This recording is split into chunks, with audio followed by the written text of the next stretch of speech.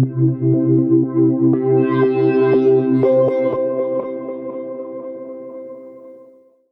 Philosophy of the Present by George Herbert Mead quotes.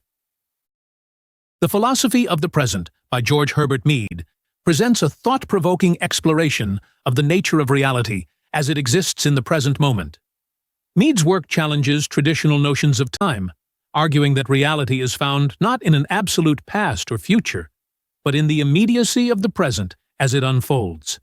The book examines the concept of emergence, highlighting how new events bring forth novel realities that reshape our understanding of both the past and the future.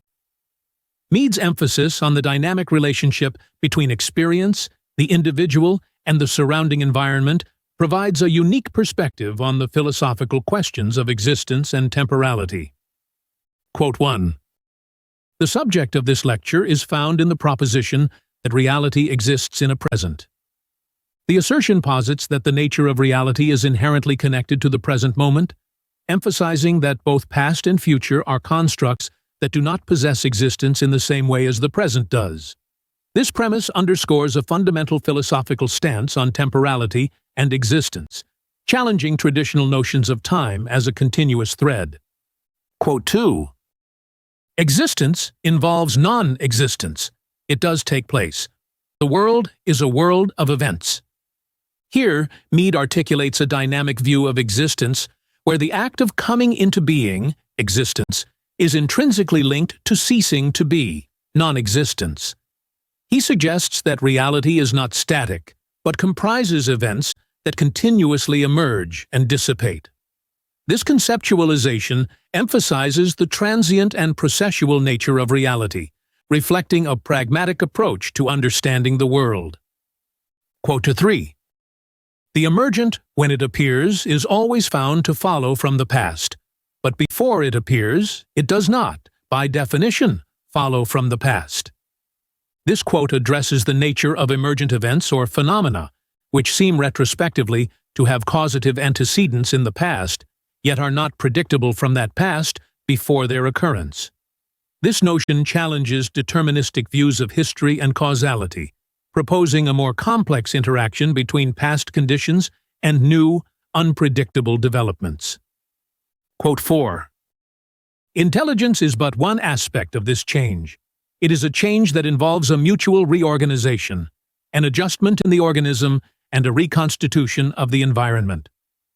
Mead views intelligence not merely as a trait or function, but as an active process that entails the adaptation and reconfiguration of both the organism and its environment.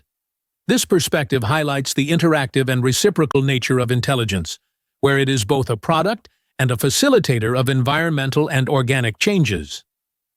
Quote 5. The historian does not doubt that something has happened. He is in doubt as to what has happened. This reflects on the historical process, emphasizing that while the occurrence of events is accepted, their exact nature and interpretation remain uncertain. It highlights the subjective and reconstructive nature of historical knowledge, where the understanding of past events is continually revised and questioned in light of new evidence or perspectives. Quote 6. We speak of life and consciousness as emergence, but our rationalistic natures will never be satisfied until we have conceived a universe within which they arise inevitably out of that which preceded them. Mead suggests that while life and consciousness are considered emergent properties in philosophical and scientific discourse, there is an underlying drive within rational thought to contextualize these emergence within a deterministic framework. This tension reflects the human desire for order and predictability in understanding the universe and our existence within it. Quote 7. The long and short of it is that the past, or the meaningful structure of the past, is as hypothetical as the future. This quote suggests that our understanding of the past is constructed and subject to revision, similar to our predictions of the future. Mead implies that historical knowledge is not a definitive account of what actually happened, but rather a continuously evolving narrative shaped by new interpretations and understandings. Quote 8. But the irrevocability of the past event remains, even if we are uncertain what the past event was. Here, Mead acknowledges a fundamental aspect of time. Events in the past are unchangeable, despite our evolving understanding of them. This statement highlights the permanence of past events, which stand in contrast to our ever-changing interpretations and the uncertainty surrounding their details. Quote 9. It is the task of the philosophy of today to bring into congruence with each other this universality of determination, which is the text of modern science, and the emergence of the novel, which belongs not only to the experience of human social organisms, but is found also in a nature which science and the philosophy that has followed it have separated from human nature. Mead challenges contemporary philosophy to reconcile the deterministic nature of scientific explanation with the occurrence of novel events that cannot be fully predicted or explained by existing theories. This quote reflects Mead's interest in integrating emergent, unpredictable phenomena into a broader philosophical and scientific framework. Quote 10. When these emergents have appeared, they become part of the determining conditions that occur in real presence, and we are particularly interested in presenting the past, which in the situation before us conditioned the appearance of the emergent. This statement explores how new phenomena, once they emerge, influence our understanding of both the past and present. Mead discusses how emergents alter the conditions under which they arise, reshaping our historical narrative to accommodate these new realities. Quote 11. The structural relationship in their reciprocal balance or adjustment arranges those passing processes which reflect backward and lead us to an account of the history of the star. Mead uses the metaphor of a star to discuss how entities interact with their environments, leading to changes that are recorded as history. This approach underlines his view of history as a dynamic interplay of forces rather than a static record, emphasizing the fluid nature of past events as interpretations change over time. Quote 12. We never reach the interval itself between events, except in correlations between them and other situations within which we find congruence and replacement, something that can never take place in passage as such.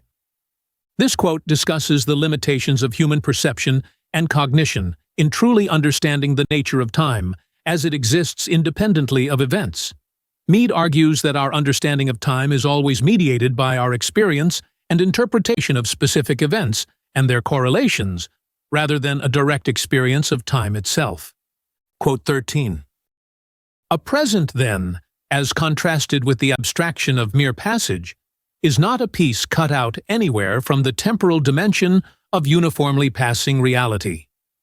Mead defines present not as a simple segment of time, but as a complex interaction involving emergent events that define their own contexts by their unique properties and effects. This description emphasizes the dynamic and formative role of events in shaping our experience of time, suggesting that each present is characterized by the emergence of new phenomena that reshape ongoing realities. Quote 14. Past, present, and future belong to a passage which attains temporal structure through the event, and they may be considered long or short as they are compared with other such passages. This quote highlights that the concepts of past, present, and future do not exist independently, but are structured around events.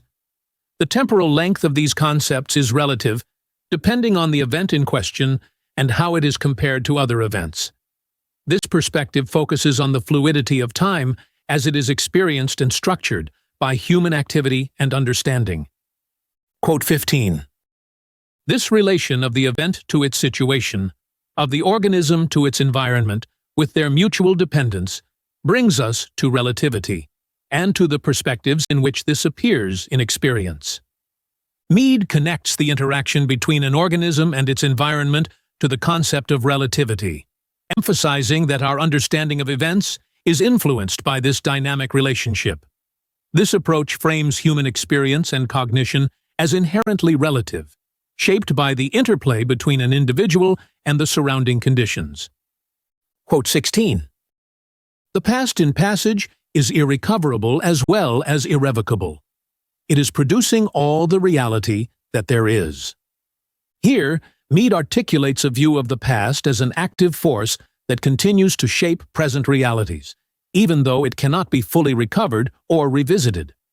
This statement underscores the ongoing influence of past events on the present, suggesting a continuum in which the past perpetually interacts with and forms the current moment. Quote 17. I have spoken of the present as the seat of reality because its character of a present sheds light upon the nature of reality. This quote emphasizes the central philosophical stance of George Herbert Mead, where he views the present as the fundamental context in which reality is both experienced and understood. This perspective aligns with his broader views on temporality and the emergent nature of events, suggesting that the now is more than just a moment in time. It is the arena in which reality is actively shaped and perceived. Quote 18. Scientific procedure fastens upon that necessary conditioning of what takes place by what has taken place, which follows from passage itself. Mead highlights the foundational principle of scientific inquiry, that current events are shaped by past events. This connection forms the basis of causality and is critical for understanding the progression and evolution of natural phenomena. The quote reflects his belief in the continuity and interconnectedness of time, where the past invariably conditions the present and, by extension, the future. Quote 19. The relation of any event to the conditions under which it occurs is what we term causation. Here, Mead defines causation in terms of the relationship between an event and the circumstances or conditions leading up to it. This definition underscores the deterministic aspects of temporal events, where each occurrence is seen as a consequence of prior states, reinforcing the scientific method's emphasis on causal relationships. Quote 20. All of the past is in the present, as the conditioning nature of passage, and all the future arises out of the present as the unique events that transpire. This statement encapsulates Mead's view of temporality, where the present is both a product of the past and a precursor to the future.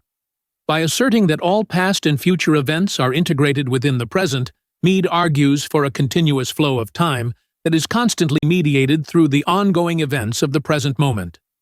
Quote 21. The development of the distance receptors with their inner apparatus, the encephalon, has endowed the higher animals with a future which could become effective only in proportion as it was stretched out behind into the past, in which the contact experiences that were promised or threatened by sight or sound were made specific by the finer adjustments of the hand in manipulation. Mead discusses the evolutionary development of sensory organs and cognitive structures in higher animals, noting how these developments enable a more sophisticated interaction with the environment.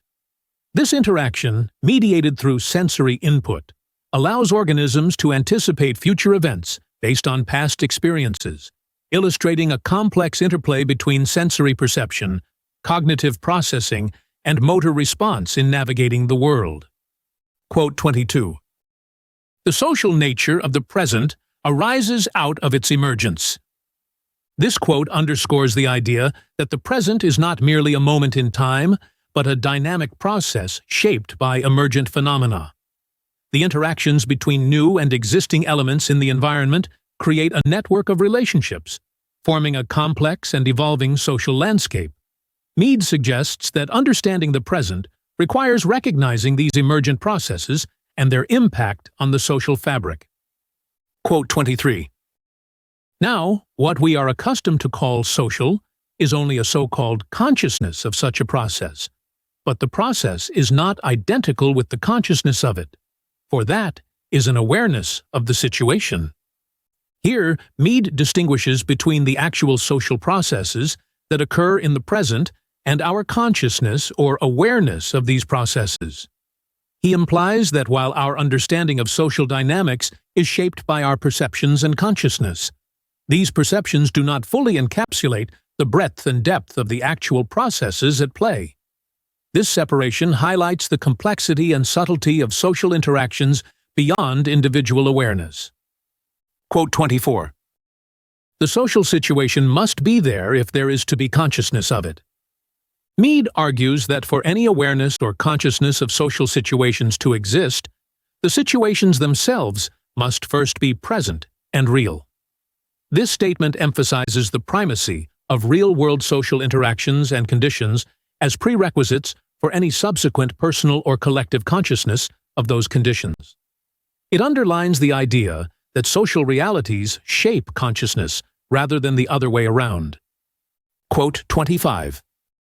It is the past that our present calls for, and it is tested by its fitting into that situation. This quote reflects Mead's view on the role of the past in shaping the present. He suggests that the present demands a certain interpretation of the past, one that must effectively integrate into current circumstances. The validity or usefulness of our historical understanding is thus measured by how well it aligns with and explains the present, illustrating the fluid and dynamic nature of historical interpretation in light of contemporary needs and perspectives. Quote 26. This function is a continual reconstruction as a chronicle to serve the purposes of present interpretation. Mead discusses the function of historical narratives as tools for making sense of the present. He argues that our understanding of the past is continually reconstructed to meet the needs of present interpretation, suggesting that history is not a fixed record, but a dynamic resource that evolves according to current interpretative demands. This perspective underscores the active role that perceptions of the past play in shaping contemporary thought and action. Quote 27. We actually find in measurement of our own pointer readings with our own simultaneities that the mass of the alpha particle has increased. This quote highlights a significant aspect of experimental physics, where changes in the mass of particles, like alpha particles, are detected and measured within our own reference system. It points out the practical application of theoretical physics in understanding fundamental properties of particles under different conditions, emphasizing the interplay between theory and observable phenomena. Quote 28. We must be able to state the facts involved in our own apparatus, clocks, electrometers in terms which are independent of the Lorentz transformations and the Einsteinian relativity.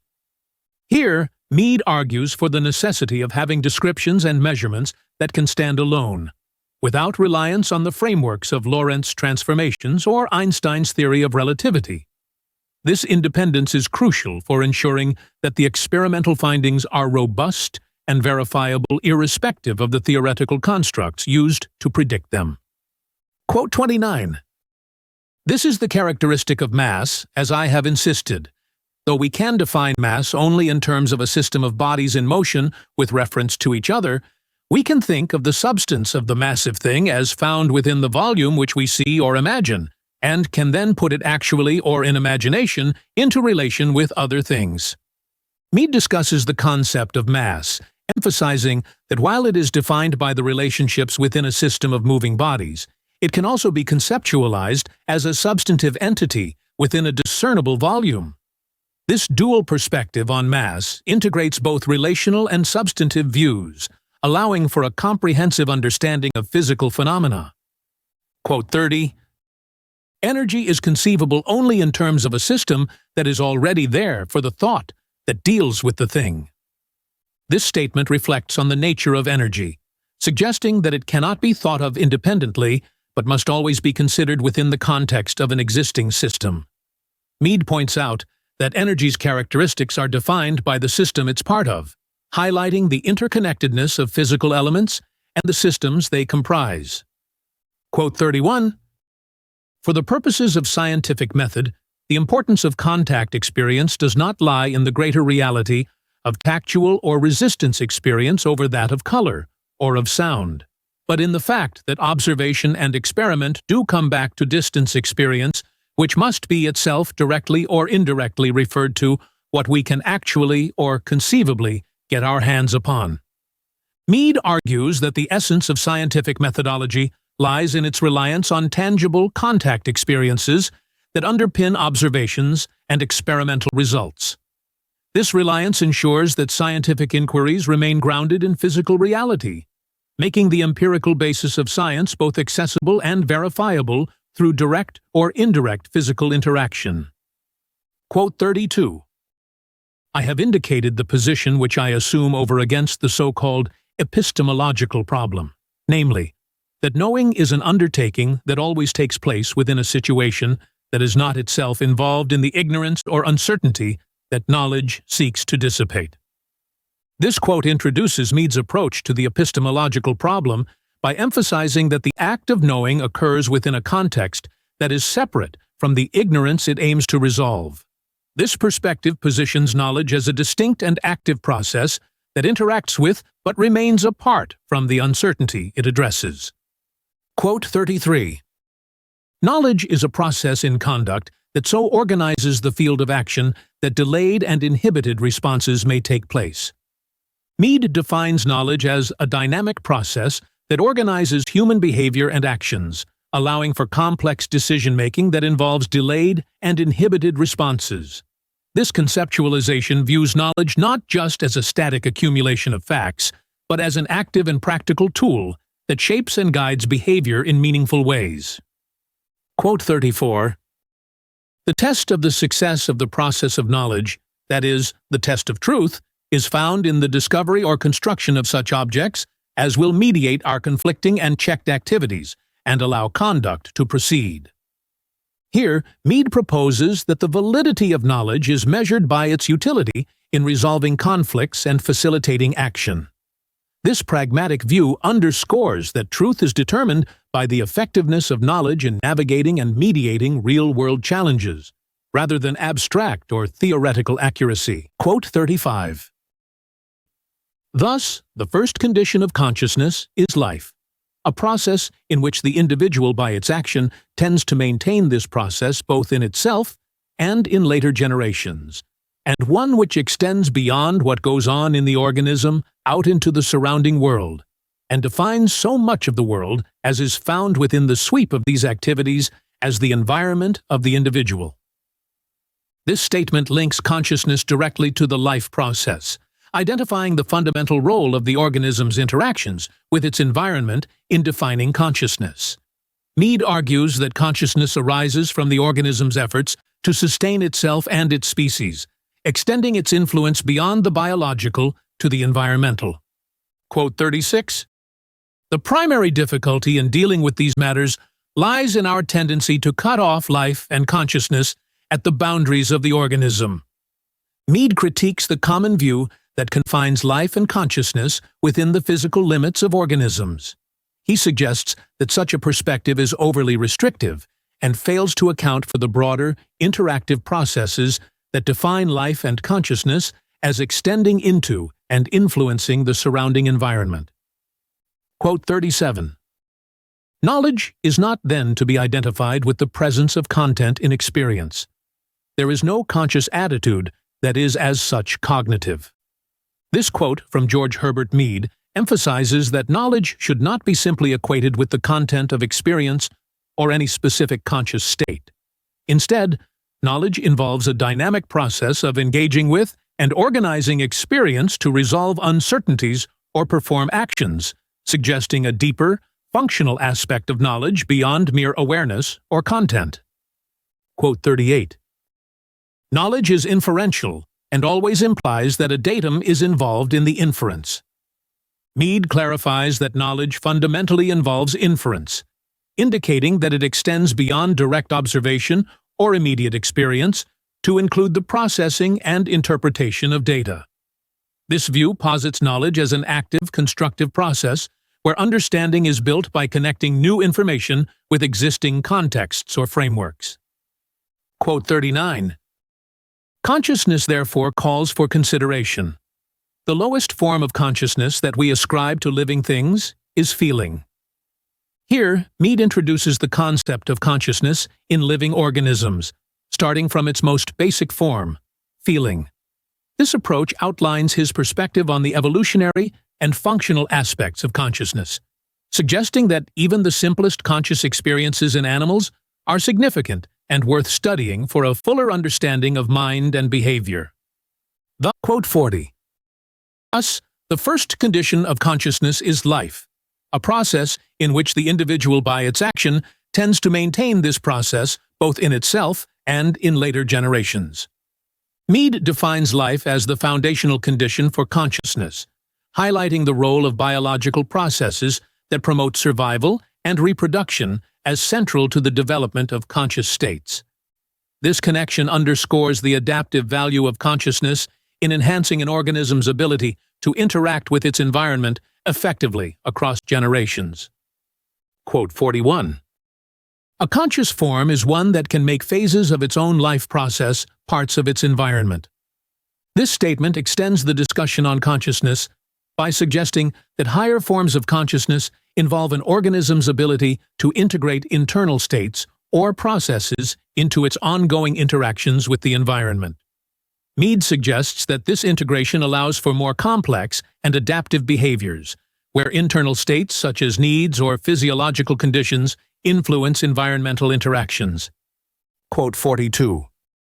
There are 2 points of incidence of any act of knowledge: the deduction of what must occur in experience if the idea we entertain is true, and the reconstruction of the world which the acceptance of the idea involves. This quote highlights the dual nature of knowledge acquisition. First, predicting outcomes based on existing ideas, and second, reshaping our understanding of the world when these ideas are accepted.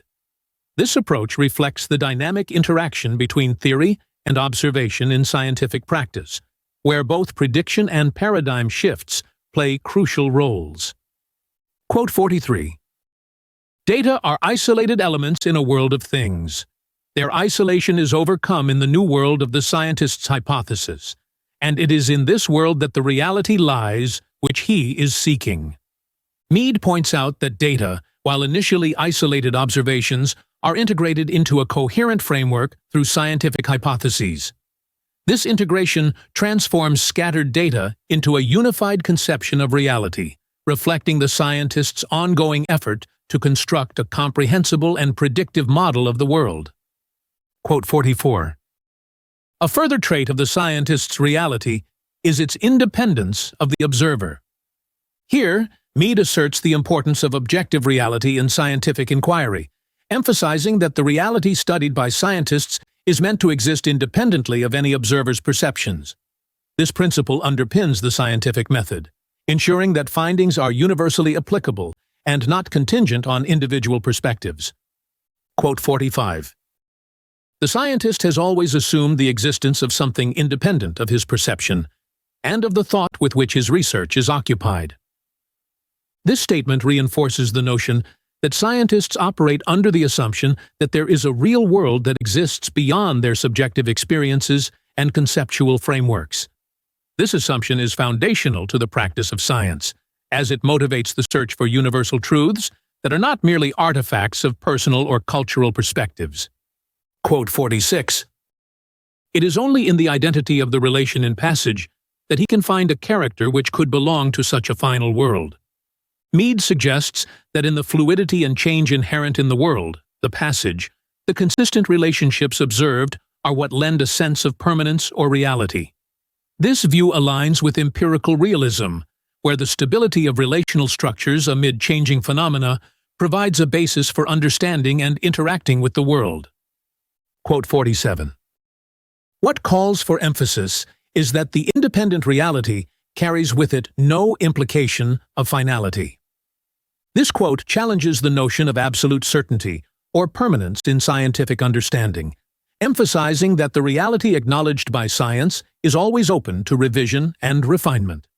This perspective highlights the provisional nature of scientific knowledge, underscoring that our understanding of reality evolves with ongoing inquiry and evidence. Quote 48. Here is a reality actually there, standing on its own feet in spite of accepted meanings and doctrines that contravene it. Mead discusses how scientific discoveries can challenge and reshape existing frameworks and beliefs, asserting the existence of a reality that persists regardless of our current understanding or interpretations. This idea stresses the dynamic and sometimes disruptive nature of scientific progress, where new findings can radically alter our conceptual landscape. Quote 49. In the perspectives of everyday perceptual experience, we give directly or inferentially to the distant object, predominantly a visual object, the dimensions it assumes or will assume in a field of common distance and contact experience. This statement explores how everyday perception, particularly visual, influences our understanding of reality. Mead suggests that our perceptual experiences are not merely passive observations, but involve active interpretation and anticipation based on previous encounters and knowledge. Quote 50.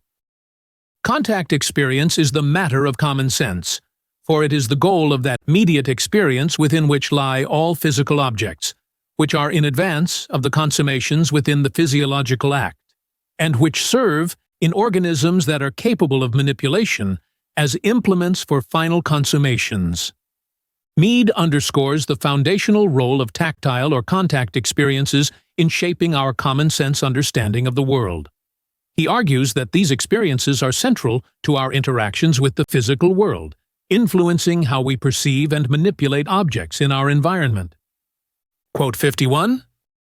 The scientist finds himself, then, in a perceptual world within which he can make carefully devised observations and refined measurements, the reality of which he does not question in the face of the problem that engages his attention.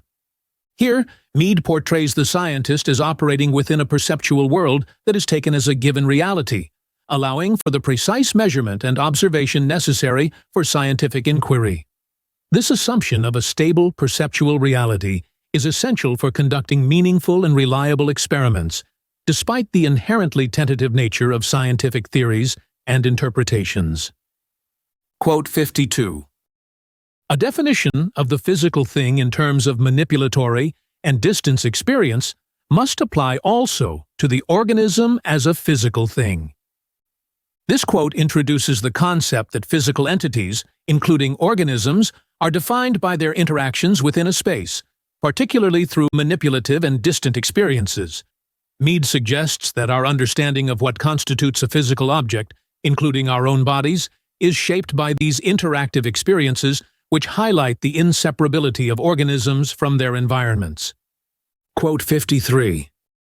We get by analysis into the insides of things only by reaching new outsides, which are actually or imaginatively the conditions for that pressure experience which appears as the inside either of the body or of other physical things. Here, Mead discusses the process of understanding the internal aspects of physical things, suggesting that our knowledge of an object's interior is mediated through our interactions with its exterior. This approach frames understanding as an outward-in process, where internal characteristics are inferred from external interactions. Quote 54. Sets of physical things are then defined by their boundaries, and among those things, the bodily organism obtains its definition in the same fashion. This statement reflects on how physical entities, including our own bodies, are defined by their boundaries. Mead argues that just as we understand external objects by their separateness and borders, so too do we comprehend our own physical selves, underscoring the perceptual parallels between self and non-self in the physical world. Quote 55. It is important to recognize that this continues in experience to be the relationship between physical things and the body as a physical thing, and between physical things other than the body. Mead emphasizes the ongoing relevance of understanding the body as a physical entity within the broader context of the physical world. This perspective highlights the continuity in our interactions with and perceptions of both our own bodies and other objects, reinforcing the interconnectedness of all physical entities within our experiential reality. Quote 56. Genetically, the infant advances from the periphery toward his body. This quote delves into the developmental process of self-awareness in infants, suggesting that their recognition of self and other as distinct physical entities develops from interactions with the external world moving inward. Mead's observation points to the gradual construction of bodily awareness and self-concept through early sensory experiences. Quote 57. The explanation I am offering is in terms of the resistance they meet in the propotent act with reference to which they must be integrated. This quote delves into the dynamic interplay between an organism's resistance and its active environment, suggesting that physical interactions are characterized by the resistance they encounter, which in turn shapes the organism's actions and reactions. Mead points out that our understanding of physical phenomena is deeply influenced by how organisms integrate and respond to this resistance in their behaviors. Quote 58. The primary phase of this resistance we have found to lie in the matter of the physical object. Here, Mead highlights the foundational role of resistance within the matter of physical objects. This resistance forms a crucial aspect of our physical interactions, serving as the base through which organisms engage with and perceive the material world. It underscores the concept that the properties intrinsic to materials, how they resist and react, fundamentally shape our experiences and understandings of them. Quote 59. It is the mechanism of the cerebrum which, in its connections with the responses of the cord and the brainstem, has made possible this playing the part of the physical object within the behavior of the organism. This statement reflects on the neurobiological foundations that allow organisms to perceive and interact with physical objects. Mead emphasizes the role of the cerebrum in processing sensory information and coordinating responses, which enables organisms to effectively engage with and adapt to their environments by simulating the properties of physical objects within their own behavioral responses. Quote 60. There is, of course, the immediate response of the organism to the pressure that comes upon it, into which the object as object does not enter. Mead points out that there are fundamental immediate reactions within organisms to external pressures that occur independently of the cognitive recognition of the object causing the pressure. This observation separates the direct physical interactions from the cognitive processes involved in recognizing and understanding the objects that cause these interactions, emphasizing a layer of physical experience that is purely reactive. Quote 61. But when this attitude of resistance of the object to the organism can be aroused within the organism itself, over against the organism's resistance to it, then there is that which a philosophy of mind could locate in the organism as mental. In this quote, Mead explores how the internalization of an object's resistance within an organism's own response system bridges physical interaction and mental processing. He suggests that when an organism can mimic or assume the resistance characteristics of an external object internally, it not only engages physically with the object, but also begins to process these interactions within a cognitive framework, blending the physical with the mental. Quote 62. The scientist starts with an unquestioned material world, and with unquestioned objects that appear in the problem with which his research is occupied. From these he proceeds by inference to the formulation of his hypothesis and the consequences which it involves.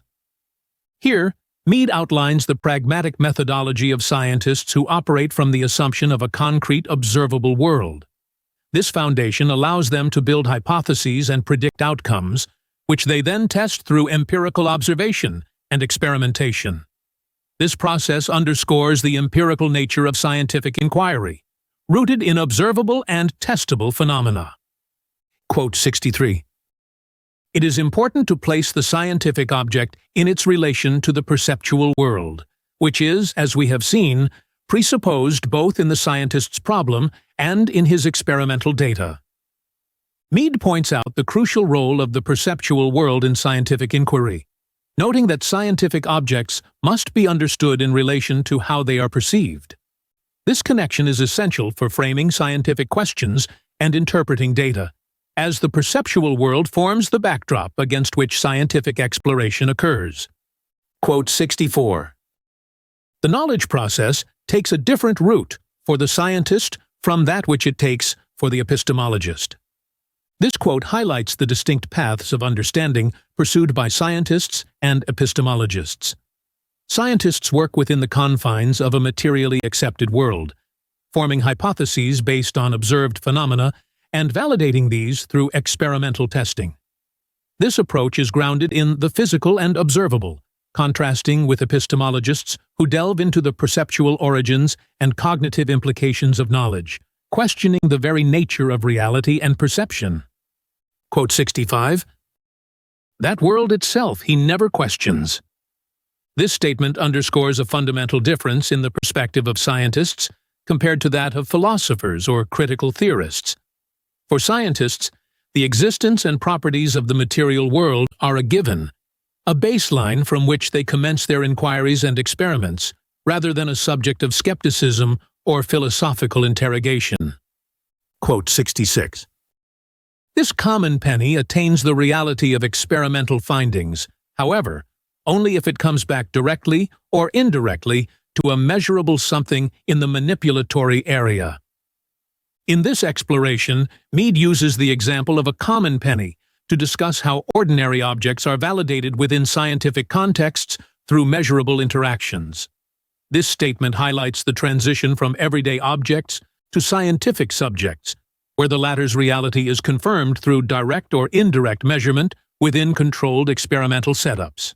This transformation is critical for aligning common perceptual objects with scientific standards and methods. Quote 67.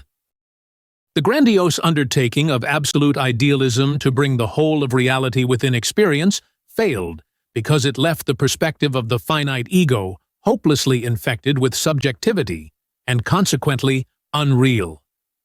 This quote critiques absolute idealism for its failure to incorporate the finite ego's perspective effectively into its philosophical framework. Mead argues that by rendering the individual perspective as overly subjective and thus dismissing its reality, absolute idealism could not fully account for the individual experiences and perspectives that play critical roles in shaping reality. Quote 68. It failed also because scientific method, with its achievements of discovery and invention, could find no adequate statement in its dialectic. Mead points out another limitation of absolute idealism: its inability to integrate or properly articulate the scientific method and its empirical successes within its theoretical structure. This failure highlights the disconnect between philosophical idealism and the practical, evidence-based approaches of science, which are grounded in observable and measurable phenomena. Quote 69.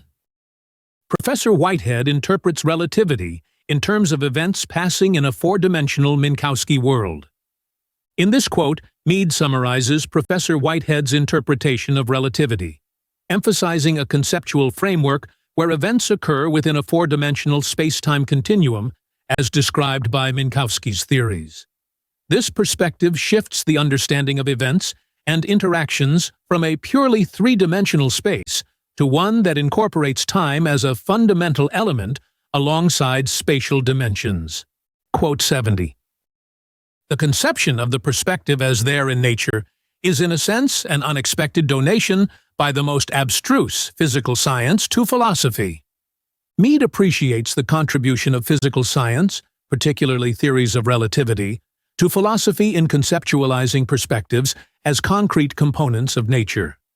This idea suggests that perspectives are not just abstract or subjective views, but are integral parts of the natural world, influencing and defining reality as much as they are defined by it. Quote 71. These recurrent patterns are grasped together or prehended into a unity, which must have as great a temporal spread as the organism requires to be what it is. Here, Mead discusses the concept of prehension used by Whitehead to describe how events and patterns in nature are integrated into a coherent unity over time. This integration is necessary for any organism or system to maintain its identity and functionality, illustrating the interconnectedness of temporal events within the broader scope of existence. Quote 72. Taking time seriously, we realize that the seemingly timeless character of our spatial world and its permanent objects is due to the consentient set which each one of us selects. Mead points out that the perception of a static, unchanging spatial world arises from the common but subjective framework that individuals agree upon, what he refers to as a consentient set. This shared perception simplifies the complexities of time and motion, allowing individuals to interact with a seemingly stable environment. Quote 73. Objects which in 1,000 ways are identical for the two individuals are yet fundamentally different through their location in one spatio-temporal plane, involving a certain succession of events, or in another. This statement highlights how objects can be perceived differently depending on the individual's perspectives, which are shaped by their unique spatio-temporal contexts. This difference in perception underscores the subjective nature of reality, shaped by personal interactions with the environment at different times and from different locations. Quote 74. Eliminate the temporal dimension and bring all events back to an instant that is timeless, and the individuality of these objects which belongs to them in behavior is lost, except insofar as they can represent the results of past conduct. Mead suggests that removing the element of time from our understanding of events strips objects of their individual characteristics that are defined by their interactions over time. This reduction to a single, timeless instant would erase the unique histories and future potentials that define objects' roles in our lives and in the world. Quote 75. But taking time seriously, we realize that the seemingly timeless character of our spatial world and its permanent objects is due to the consentient set which each one of us selects. Here, Mead argues for the importance of recognizing the role of time in shaping our reality. He asserts that our shared agreement, or consentient set, on the nature of time and space crafts a collective illusion of a stable, unchanging world, when in fact it is continuously influenced by the temporal aspects of our experiences. This perspective challenges the notion of a static universe, emphasizing the dynamic interplay between time, space, and human perception. Quote 76. It is evident that a statement of the life of each individual in terms of the results of an analysis of that which is immediately experienced would offer a common plane of events, in which the experience of each would differ from the experiences of others only in their extent, and the completeness or incompleteness of their connections. This quote discusses the notion that individual lives, when analyzed through direct experiences, reveal a shared framework of events that differ only in their scope and interconnectedness. This perspective underscores a fundamental similarity in human experience, differentiated only by individual perceptions and interactions. Quote 77. The mechanism of this implies that the individual who is stimulating others to response is at the same time arousing in himself the tendencies to the same reactions. Mead highlights a key aspect of social interaction, suggesting that when an individual acts in a way that elicits a response from others, they simultaneously provoke similar reactions within themselves. This mutual stimulation is crucial for empathy and understanding in social contexts, as it bridges the gap between individual and collective experiences. Quote 78. The vocal gesture is at least one that assails our ears, who make it in the same physiological fashion as that in which it affects others. We hear our own vocal gestures as others hear them. This statement points to the unique quality of vocal gestures, such as spoken words, which impact the speaker and listener in similar ways. By hearing our own speech as others do, we are able to adjust our communications in real time, facilitating clearer and more effective interactions. Quote 79. If, then, a vocal gesture arouses in the individual who makes it a tendency to the same response that it arouses in another, and this beginning of an act of the other in himself enters into his experience, he will find himself tending to act toward himself as the other acts toward him. Mead explores how self-awareness and self-reflection are enhanced when individuals recognize that their actions not only affect others, but also themselves in similar ways. This recognition can lead to more thoughtful and deliberate behaviors, as individuals consider the broader implications of their actions on both personal and social levels. Quote 80. We must be others if we are to be ourselves. This profound statement encapsulates the essence of social interaction and personal identity formation. Mead suggests that by understanding and adopting the perspectives of others, individuals can better understand themselves, highlighting the interconnectedness of personal and social identity development. This process enriches both individual self-knowledge and societal cohesion. The Philosophy of the Present, by George Herbert Mead, concludes by emphasizing the importance of understanding reality as an evolving present, where each emergent event reshapes our conception of time and existence. Mead's arguments stress that reality is neither fixed in the past nor predetermined in the future, but rather continuously reconstructed through the interplay of new experiences and emerging conditions. The book invites readers to rethink their relationship with time, urging them to see the present not just as a fleeting moment, but as the focal point of reality, where the past and future converge and are constantly redefined.